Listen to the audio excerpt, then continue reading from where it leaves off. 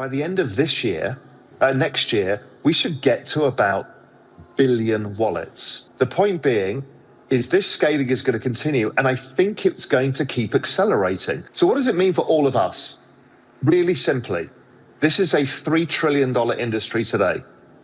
It is going to 100 trillion by, let's say, 2034. 100 trillion from 3 trillion. Maybe I'm wrong by 50%, and it's a $50 trillion industry.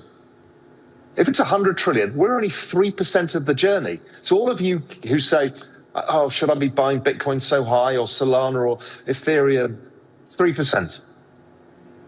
It is going to 100 trillion or 50 trillion. It'll be the largest accumulation of wealth in the shortest period of time the world has ever seen. It is a mass redistribution of wealth. Crypto is on the verge of a massive value surge, with AI-driven transactions speeding up its adoption at an unstoppable pace, according to veteran macro analyst and Real Vision CEO Raoul Pal. Crypto adoption is rapidly increasing, with wallets multiplying and the number set to hit 1 billion by the end of the year. The rise of AI agents is fueling this expansion, as these agents require a way to transact, and blockchain offers the perfect solution. Pal highlights that the crypto market, currently valued at $3 trillion, is on track to reach $100 trillion. The shift in wealth is happening quickly, and those paying attention are poised for significant rewards. Stay tuned until the end of the video as Raoul Pal shares more insights into the current market. Have you ever wondered who the crypto advisor must be for the biggest names in the online business space, such as Iman Gadzhi, Andrew Tate, and Luke Belmar? Well, there's one crypto investor who was the consultant for all of them, and he actually shares the systems he gave these influencers to make them millions on his YouTube channel for free, growing an 8 million portfolio by the age of 25. Daniel McAvoy is one of the best crypto investors you'll find online, specializing in long-term investments and meme coin investing. His YouTube channel is packed with incredibly valuable videos that will help you make life-changing wealth from crypto. Start watching one of the greats today, link in the description of this video. In front of us lies the largest wealth-generating opportunity of all time. And we're only 3%. If you just think of a little scale, and we're 3% of the scale, and all of that is blue sky. That's what we've got ahead of us. Your game is to hold on to your goddamn tokens from 3%, $3 trillion to $100 trillion. That's the game number one. That's not trading around it. That is not using leverage to try and juice extra returns out of a asset class that produces la-la land returns anyway. You don't need leverage. You just need time. You need patience. You need to expect 35% drawdowns in bull markets many times and not be phased. You need to expect once every 4 years, a down 70 or down 80% market, you'll feel terrible.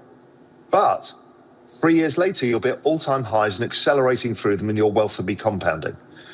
I had dinner last night with a friend of mine who invested first Bitcoin at $3, and he still holds it to this day. He's now become one of the richest people in Silicon Valley, and very quietly just did this one trade, didn't really do anything else. So that's one thing. The other thing is, once you're in this space, you start to see other people making more money than you.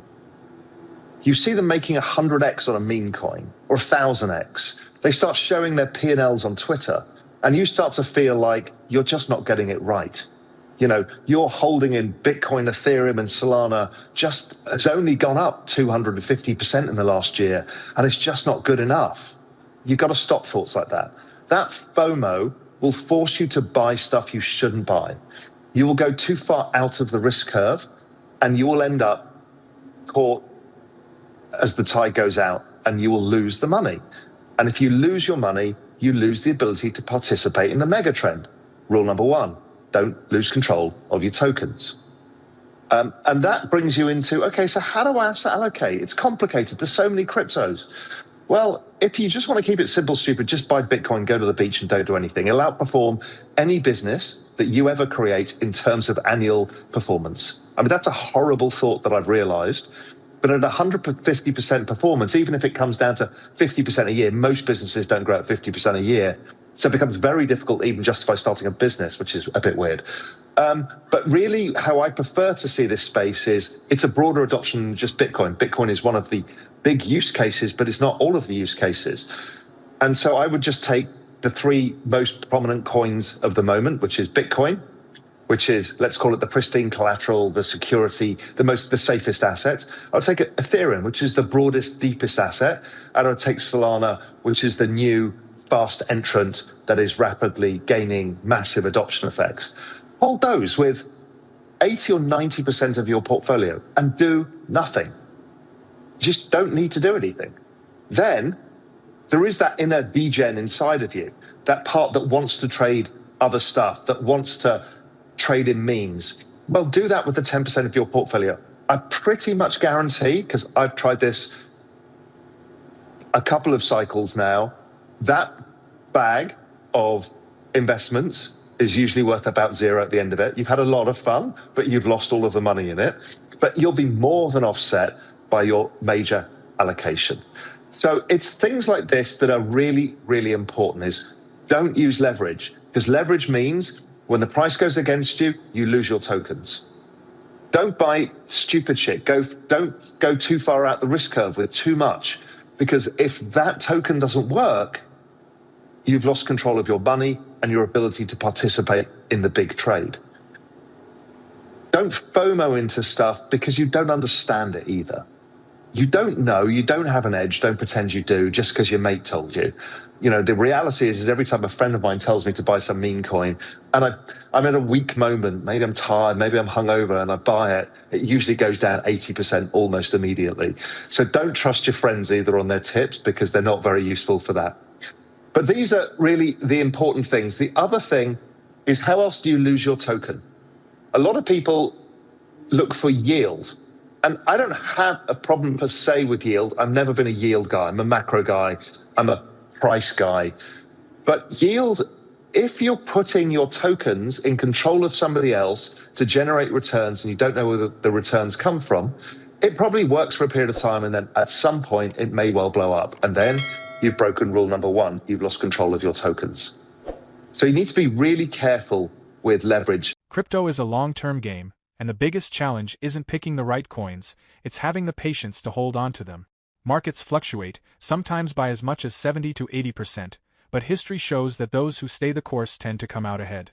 According to Pal, the biggest mistake is trying to outsmart the market by using borrowed money or leverage, chasing hype, or constantly trading. This approach often leads to losses. The most successful investors are those who invest, hold, and ignore the short-term noise. A simple strategy works best. Buy Bitcoin, Ethereum, and Solana, three of the most established cryptocurrencies. Keep 80 to 90% of your investments in these, and if you want to take risks, use only a small portion, as other bets tend to fail. Now, here's more from Raoul Pal on his approach to the market.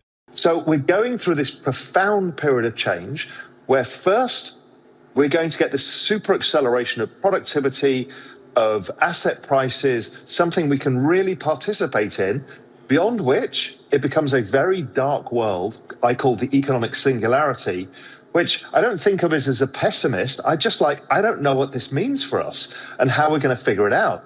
So I kind of figure out we've got 5 or 6 years to unfuck our future, to solve the issue that we don't know what even the study of economics means in the future, what financial markets are, what assets are, what businesses are. So it's the period we need to really focus on wealth accumulation and to try and make as much money as possible. You'd rather go into this with your lifestyle covered, your future secure, and then we can figure out this complicated future. What I don't want to be doing is figuring it out while launching a new business in the early 2030s and everything has changed. So, it's kind of, we can see it ahead, like the steel mills in Sheffield in the UK or Pittsburgh in the US. We can see that these things are going to be closed down. We can see there's immense opportunity before it happens. So that is the ride we're on. And this is one of the key things for crypto that I try and tell everybody. It's like, I don't care whether you believe in, the libertarian angles. I don't care whether you believe that the technology is not for you. What you need to believe in is your future, and this is the only opportunity you're going to get to do that in this period of time. people need to understand what is going on here. This is not just Bitcoin and a pristine collateral layer. It's not a bunch of cryptocurrencies that people are trading. What this is, this blockchain technology, is the security truth layer to the internet. Without it, the internet cannot progress with AI. AI, we're bringing in something we've never had before, non-human activity. Non-human activity and human activity will need to prove what is what and who is who. But also, as we go increasingly digital, every day is more digital than tomorrow. Tomorrow is always more digital than today. Everything from every contract that we do, all of this stuff, and humans live by a system of contracts, whether it's tickets, agreements, everything, even me turning up on the Zoom call today is a contract. All of these contracts, some have value, some don't. The ones with value are generally done via paper and some sort of ledger system of which somebody notarizes it, if you think about a property. But what we're moving towards is a way that we can do this digitally in a way that is trusted because there's no central party in the way. And so this scales everything from ticketing to value to artwork to money to everything. This blockchain also proves who is a human, who isn't. So we can prove these things. It's a proof layer that is distributed amongst thousands or millions of people that confirm what is the truth, as opposed to one trusted party. So this scales as AI scales. It has to. Without it, we couldn't have AI, or we would entirely break society, money, and everything else. So even if I just take the trend rate of adoption, I think you've got this chart. The trend rate of adoption of wallets keeps increasing every day as new people start to use this. Now, as I said before, I've compared new wallets to IP addresses. I rebased them in the past back to 5 million as a starting point for the internet. It was at 92, 93, and I did 5 million wallets for crypto. Now we've all got multiple IP addresses, we have multiple wallets, so it's pretty like for like comparison. You extrapolate that out, by the end of this year, next year, we should get to about billion wallets. Okay, that's a lot. And now how many users? Well, that's a matter, Jamie, you're more qualified than I am to figure out what the exact number of users are. But the point being is this scaling is going to continue, and I think it's going to keep accelerating because now we're bringing these other economic actors, the AI agents in. A way of thinking about this for people who are not quite sure, because blockchain and crypto have lots of narratives and people latch onto different ones.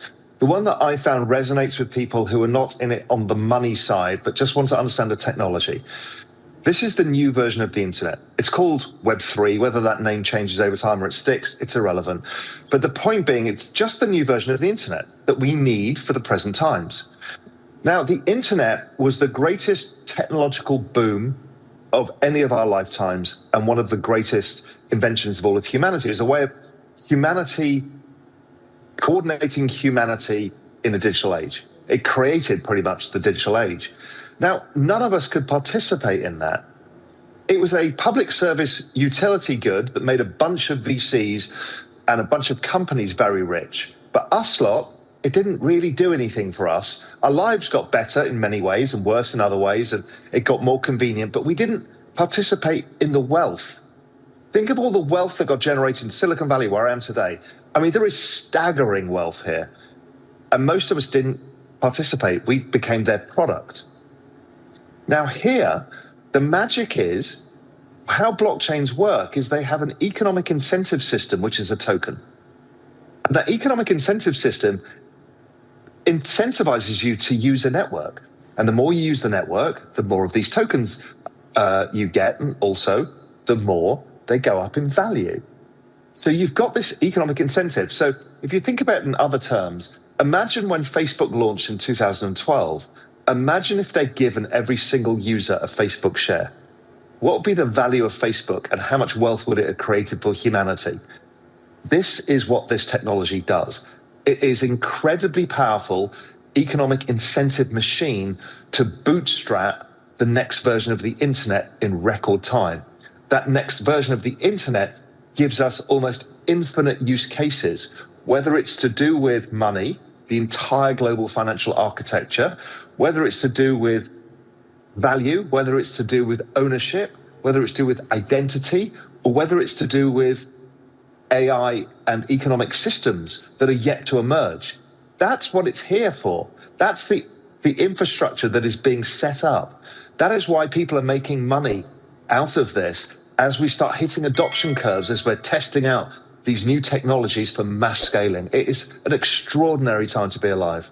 The first internet boom made a select few in Silicon Valley incredibly rich, while the rest of the world was left behind. This time, blockchain is changing the game. It transforms users into owners, rewarding participation with real economic incentive. As networks grow, so does the wealth of those who contribute to building them. Pal also highlights that Bitcoin demonstrated the value of digital scarcity, while Ethereum unlocked a decentralized economy. Now, blockchains are powering the financial system of the future.